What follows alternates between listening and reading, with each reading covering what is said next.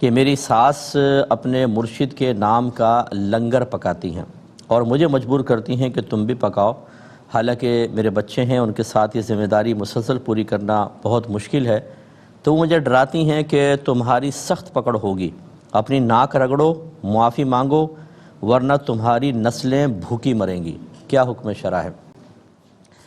دیکھیں، لنگر سے مراد غالباً نیاز ہے کہ میرے پیر صاحب کے ایصال ثواب کے لیے گھر میں آپ کچھ کھانا پکائیں اور نیت یہ کریں کہ میرے پیر صاحب کو ثواب پہنچ جائے۔ اگر یہ صحیح نیت کے ساتھ ہو، مثلاً کہ کھانا صرف اللہ کے لیے پکایا جائے گا، ثواب بھی اللہ تبارک و تعالی ہی دے گا، اور اللہ تبارک و تعالی کا قرب کا حصول ہی مقصود ہو، تو پھر یہ اس طرح کھانا پکانا شرعاً جائز ہے کہ وہ اللہ کے لیے پکایا، بس نیت کر لیں کہ اس کا ثواب فلاں کو پہنچ جائے، ٹھیک ہے۔ لیکن اس کو یہ ایک مستحب عمل تو آپ کہہ سکتے ہیں، اس کا اول درجہ تو مباح ہے، نہ گناہ نہ ثواب، اور اگر آپ اچھی نیت سے کریں تو آپ کو ثواب بھی مل سکتا ہے، مستحب بن سکتا ہے۔ لیکن اس کو فرض یا واجب کا درجہ دینا، فرض یا واجب کے درجے کا مطلب ہے کہ ضرور کرو، نہیں کرو گے تو گناہ گار ہو گئے، یا نہیں کرو گے تو ہم تمہیں ٹونٹنگ کریں گے یا تم پہ طنز کریں گے یا تمہارا عرصہ حیات تنگ کریں گے، یہ سب گناہ کے کام ہوتے ہیں۔ یہ مستحب ہے، اس پہ کوئی زبردستی نہیں کر سکتا۔ اور جب آپ کی ایک ذمہ داری ہے، گھر پہ بچوں کو سنبھالنا ہے، شوہر کو سنبھالنا ہے، کام کرنا ہے، تو آپ پہ کوئی فرض واجب نہیں کہ آپ یہ کام کریں، نہ آپ پر اس معاملے میں ساس کا حکم ماننا کوئی واجب ہے۔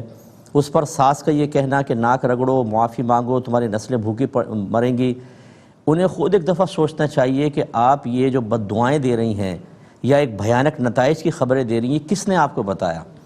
اپنے پاس سے آپ کوئی بھی کسی بھی چیز کے کرنے کا ایک رزلٹ قائم کر لیں یا نہ کرنے کے کچھ نتائج اپنے پاس سے مرتب کر کے لوگوں کو ڈرائیں، اس کی اجازت آپ کو کس نے دی ہے؟ یہ تو صحابہ کرام علیہم رضوان کے لیے بھی جائز نہیں ہے کہ وہ اپنے پاس سے کسی بھی فعل کا اخروی انجام ذکر کر دیں کہ اس کا انعام یہ ملے گا، اس کی برائی یہ ہوگی، یہ سزا ملے گی۔ اپنے پاس سے نہیں کہہ سکتے، وہ نبی کریم صلی اللہ علیہ وسلم سے سن کر ہی کہہ سکتے ہیں۔ اور اگر کوئی صحابی نبی کریم صلی اللہ علیہ وسلم کی طرف نسبت کیے بغیر ایسی کوئی بات بیان کرتا ہے تو بعد والوں پر واجب ہوگا کہ وہ یہی حسن ظن قائم کریں کہ یہ نبی کریم صلی اللہ علیہ وسلم نے انہیں بتایا ہوگا، تبھی انہوں نے آگے ذکر کیا ہے۔ یعنی ایک صحابی بھی اپنے پاس سے کچھ نہیں کر سکتا، اور یہاں پر یہ بیٹھ گئیں اور تمام چیزیں بیان کر رہی ہیں۔ شدید گناہ گار ہیں، آپ اپنا روٹین جاری رکھیں، ان کا کہنا ہرگز ماننے کی حاجت نہیں ہے، اس میں ان کو پیار و محبت سے سمجھایا جائے، آپ کی کوئی گرفت نہیں ہوگی۔ ٹھیک ہے، بھائی کہتے ہیں کہ میں نے کسی کو قرض دیا تھا، اس نے آدھا مجھے قرضہ لوٹا دیا ہے اور آدھا باقی ہے، لیکن جب میں نے زکوٰۃ نکالی تو جو اس پہ قرضہ باقی تھا اس کی بھی زکوٰۃ نکال دی، تو جو میں نے زکوٰۃ نکالی وہ فرض ادا ہوئی یا نفل ہوئی؟ یعنی غالباً کے کہنے کا پوچھنے کا مقصد یہ ہے کہ پہلے وہ مال میرے قبضے میں آ جاتا، پھر میں اس کی زکوٰۃ نکالتا تو فرض ادا ہوتی، ابھی چونکہ قبضے میں نہیں آیا، پہلے نکال دی، تو یہ فرض ہے یا نفل؟ دیکھیں، یہ فرض ہے، ٹھیک ہے۔ اگر آپ کا قرضہ ہے اور وہ اقرار کر رہا ہے، منع نہیں کرتا ہے، تو آپ ایڈوانس بھی اس کی زکوٰۃ نکال سکتے ہیں۔ اگرچہ آپ کے لیے جائز تھا کہ آپ ویٹ کرتے، جب وہ قرض ملتا تو اس پر آپ زکوٰۃ ادا کرتے، بناتے ہر سال جائیں گے، یعنی جو آپ کا ٹوٹل مال ہے جو آپ نے قرض دیا اس کو اس میں ملا کر زکوٰۃ کا حساب کریں گے۔ پھر جو اس مال کی زکوٰۃ بن رہی ہے وہ ادا کرنا واجب نہیں ہے، اس کی ادائیگی اس وقت واجب ہوگی جب وہ مال آپ کے قبضے میں آئے گا۔ لیکن اگر آپ اس کے قبضے سے پہلے ہی وہ زکوٰۃ ادا کرنا چاہیں تو بالکل ادا ہو جائے گی اور فرض ہی ادا ہوگی۔ اب جب وہ آپ کو مال ملے گا، چونکہ آپ اس کی زکوٰۃ پہلے دے چکے ہیں، تو لہٰذا اس سال جو جتنے پچھلے سالوں کی زکوٰۃ تھی وہ مزید دینے کی حاجت نہیں ہے، وہ تو آپ پہلے دے چکے ہیں۔ ہاں، پھر یہ مال آپ کے دیگر مال کے ساتھ مل کر اس پہ سال گزرے گا تو پھر وہ آگے الگ حساب ہوگا۔ یہ سوال سے پہلے ایک آیت ہے، کلُّ نفس ذائقۃ الموت، ہر جان نے موت چکھنی ہے، یہ ہر جان موت چکھنے والی ہے۔ اس پہ ایک نوجوان نے کویسچن کیا کہ اگر کوئی مذاق میں یوں کہہ دے کہ کلُّ نفس ذائقۃ الشادی، ہر جان نے شادی کا ذائقہ چکھنا ہے، ہنسی مذاق کرتے لڑکے، تو کیا حکم شرع ہوگا؟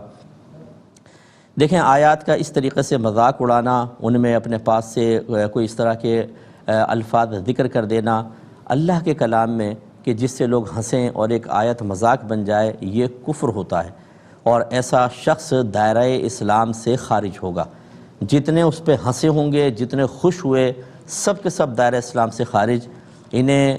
کلمہ دوبارہ پڑھنا ہوگا جس کو تجدید ایمان کہتے ہیں، اور اگر یہ شادی شدہ تھے تو تجدید نکاح بھی کرنا ہوگا۔ نہیں کریں گے تو یہ دنیا میں بھی رسوائی ان کی طرف متوجہ ہوگی اور آخرت میں بھی انجام بھیانک ہو سکتا ہے۔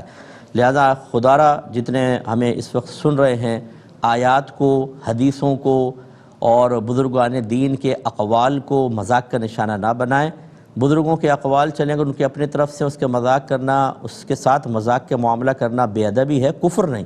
لیکن حدیث اور پھر سب سے بڑھ کر قرآن عظیم اگر اس میں ذرا بھی مذاق وغیرہ شامل کیا تو اللہ تعالیٰ کی ذات بے نیاز ہے، اس سے ڈرنا چاہیے، ایمان سلب ہو سکتا ہے اور اس کے بعد پھر انجام بھیانک ہے۔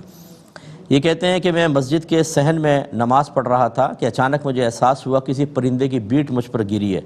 تو میں نماز پڑھتا رہا، نماز کے بعد میں نے دیکھی تو اب کیا حکم شرع ہوگا؟ دیکھیں سب سے پہلے تو آپ کو یہ غور کرنا ہوگا کہ وہ بیٹ کس کی ہے، حلال پرندے کی ہے یا حرام شکاری پرندوں کی؟ حلال کی جیسے کبوتر ہے اور چڑیا ہے، طوطا ہے، یہ حلال ہوتے ہیں، ان کی بیٹ اگر گرے تو بالکل پاک ہے، اس سے آپ کے کپڑوں میں کوئی فرق نہیں پڑا، چاہے کتنی مقدار میں گرتی آپ کی نماز ہو گئی۔ اور اگر حرام جانوروں کی ہے جیسے چیل کی ہے یا کوے کی ہے، باز ہوتا ہے، شکرا ہوتا ہے، ان کی بیٹ نجاست خفیفہ ہوتی ہے۔ اب وہ جب گری ہے تو یہ دیکھنا ہوگا کس جگہ پر گری ہے۔ مثلا اگر آپ ہاتھ باندھے ہوئے تھے، بازو پہ گر گئی، فرض کر لیں، تو یہ پورا یہ ایک بازو جو ہے اس کے 4 حصے آپ کریں، 1 2 3 اور یہ چوتھا، اگر یہ پورے چوتھے حصے کو گھیر لے گی تب اس کا پاک کرنا آپ پر لازم ہوگا، اگر اس سے کم ہے تو معاف ہوتی ہے۔ لہذا اسی طریقے سے آپ کے پشت کے اوپر گر گئی، مثال کے طور پہ کمر پہ کر گیا کوئی کارروائی،